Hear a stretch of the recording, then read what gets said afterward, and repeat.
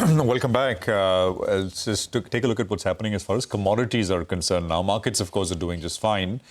Manisha is standing by with, I suspect oil. Manisha, what else? Well, yes, that continues to make headlines on every single day until that Iran-Israel conversation, rather not conversation, that war is on, that conflict is on. We will be looking at crude oil prices making those big swings on either side. Well, to begin with, we've seen 4.5% of gains in the overnight markets. It's trading firm even right now in Asia. In the last 1 week, we've seen the crude oil prices gain up by 10%, and it is 20% up now in the last 1 month. It also is gained up by nearly 4% when you talk about 2025 till time.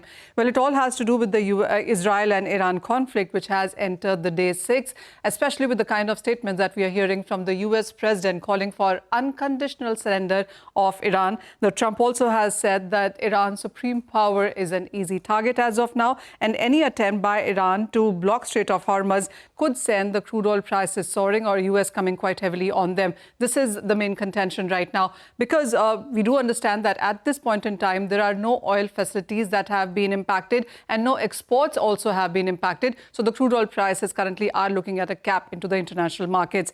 Interestingly, the IEA report also has moved the markets. The organization says that the global oil supply is projected up by 1.8 million barrels to 104.9 million barrels per day for the year 2025. The global oil demand is expected to peak in by 2029 to 105.6. So when we look at the demand, it's slightly higher than what we are looking at in sense of production, but these numbers are for 2029. Interestingly, IEA also says that the global production capacity also is expected to increase by 5 million barrels to 114.7 by 2030. Now, look at both these numbers. So we're looking at oil consumption peaking by 2029 at around 105, and the supply is going to be increasing. And that exactly is what the markets are looking like right now. So even as the global consumption will peak in 2029, the Chinese consumption is expected to peak slightly early in 2027 itself. That is because of the EV sales are surging, and they're moving towards natural gas rather than crude oil. So the numbers really tell you that there's not a very strong run-up in the crude oil price as anticipated in the years to come.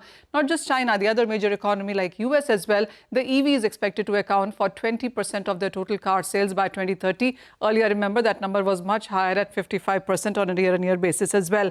The markets are looking at way more developments that are going to come through. The reason that you haven't seen the crude prices add more premium in these current prices is because, as I said, Israel or Iran, we haven't seen any oil infrastructure impacted right now. And then OPEC and allies also are raising their output. The markets also are looking at higher inventories globally. It is record high production coming in from US as well. So it is the supply side that is keeping the markets capped at this point in time.